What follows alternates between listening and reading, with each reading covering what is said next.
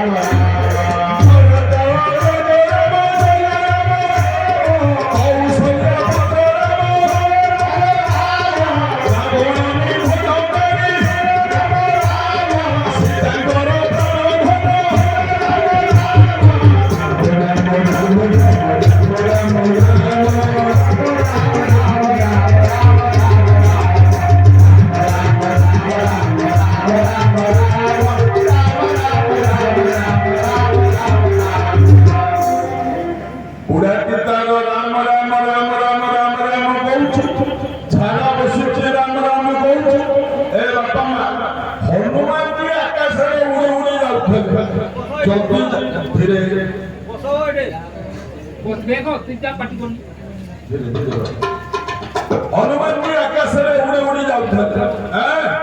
गला बेले काନରେ बाजिला राम को नाम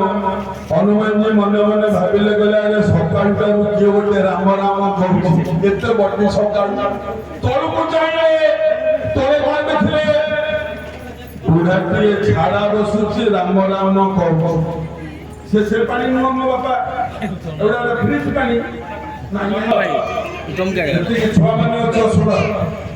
जीवन केवे से दुकानी भाई पछे आम उपरे राखू खराब भाव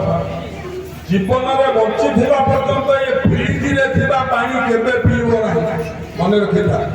एटा देह पाई भारी क्षतिकारक आज्ञा हमको कौन कहते आज्ञा आमे कौन करबा दरकार जदि पीबा पानी उषुम करके पीवा देह पाई भल आ जेतेबेले गाधेइबा ठंडा पानी रे गाधेइबा हम देह पाई भल किंतु हमें उल्टाटा करछो कोन उल्टा शीत दिन हेले पानी की गरम करके गाधौछथि आ खरा दिन रे पानी की फ्रिज रे रखि पिउछथि जोटा कि रोगर कारण हमें एटा बुझौथि हमें सब उल्टा करछो दे आगु लोक माने कोन कुओ पानी ट्यूबवेल पानी नदी पानी पोखरी पानी ए पानी सब पिउथले केते ठंडा थिला हे केते फ्रिज रे रहउथला आ लोक को केते रोग लाग होता କିନ୍ତୁ ଆଜିକାଲି ଦେଖ ଜାଣିକି ଆମେ ରୋଗ କରୁଛୁ ଆରେ ବାପା ରାତ୍ରିରେ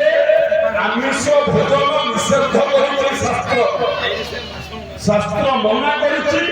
ରାତ୍ର ସମୟରେ ଆମିଷ ଭକ୍ଷଣ କରିବ ନାହିଁ କିନ୍ତୁ ଲୋକମାନେ ଆଜିକାଲି ବାହାଘର ବ୍ରତଘର କଣ ବାହାଘର କୋଉଠି କାମ କାର୍ଯ୍ୟ ହେଲେ ରାତି 11ଟା ବେଳେ ଖାସି ମାଂସ ଖାଉଛନ୍ତି ଆଜ୍ଞା ଯୋଉଟା କି ରୋଗର ମୂଳ କାରଣ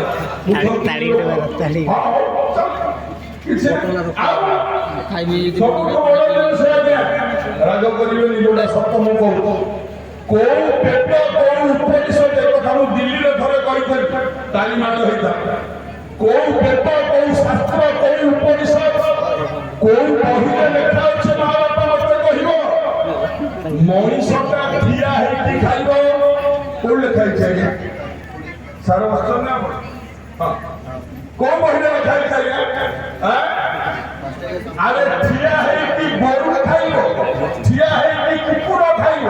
ଠିଆ ହେଇକି ଛେଳି ଖାଇବ କିନ୍ତୁ ମଣିଷ କଣ ଠିଆ ହେଇକି ଖାଇକି ମଣିଷ କେମିତି ଖାଇବ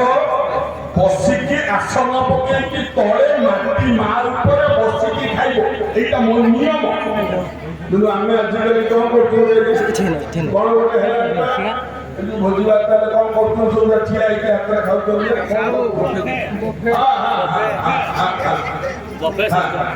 এইটা কেতদিন ঠিক আজ্ঞা মু কইবনি আপন মানে বিচার করিবে মোর কইবা ফেরি আসন্তু মূলকু যদি ভলরে বঞ্চিবাকু চাহুଛନ୍ତି মূলকু ফেরি আসন্তু আজ্ঞা আর সত কথা জানিছ মালিকা কোন কইব কোন কইব আজ্ঞা উত্তরে সজীব দক্ষিণে গানি লপুতে হেবরে ভূ গৌর লপুতে ভূ গৌর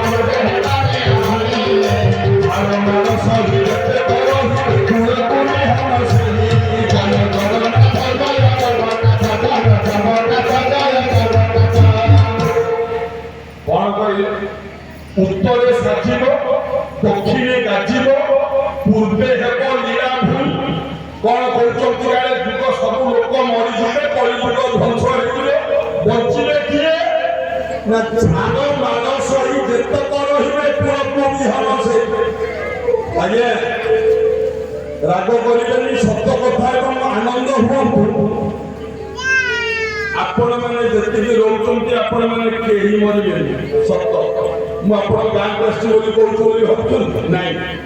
ଝାଳ ମାଳ ସହି ଯେତେକ ରହିବେ ପୁଅକୁ ବିହନ ସେଇ ଆପଣମାନଙ୍କ ଗାଁ ଏ ଅଞ୍ଚଳ ଆପଣମାନଙ୍କ ଅଞ୍ଚଳରେ କଳକବ୍ଜାର ଧୂଆଁ ଅଛି ଧୂଳି ଧୂଆଁରେ ଅତିଷ୍ଠ ହେଉଛନ୍ତି ଆପଣମାନେ ଅକ୍ସିଜେନ ଭଲ ଭାବରେ ପାଉଛନ୍ତି ମନେ ରଖନ୍ତୁ ଆଜ୍ଞା କେବେ ବି ବିଶେଷ ରୋଗ ଆଜି ସେ ସାରଙ୍କୁ ପଚାରି ବୋଲି ସାର୍ ଡାଇବେଟିସ୍ ଅଛି ନା ନାହିଁ ବୋଲି ବ୍ଲଡ ପ୍ରେସର ଅଛି କରେ ନାହିଁ କାହିଁ ହବ ମୁକ୍ତ ବାୟୁ ସ୍ୱଚ୍ଛ ଜଳ ଭଲ ଖାଦ୍ୟ ଆପଣମାନେ ଖାଉଛନ୍ତି ଆଉ ଆପଣ କଟକ ଭୁବନେଶ୍ୱର ଯାଆନ୍ତୁ ଆଜ୍ଞା ଯେତିକି ବେକାରିଆ ଖାଦ୍ୟ ଯୋଉ ଖାଦ୍ୟ ରୋଗକାରକ ସେଇ ଖାଦ୍ୟ ଗୁଡ଼ା ସେମାନେ ଖାଉଛନ୍ତି ତାଙ୍କ ସାଙ୍ଗରେ ପଡ଼ି ଆମେ ବି ଖାଉଛୁ କଣ କରିବୁ ଉପାୟ ଯେତେ ସଜାଇ ସେ ଫଳ ପାଇ ମନେ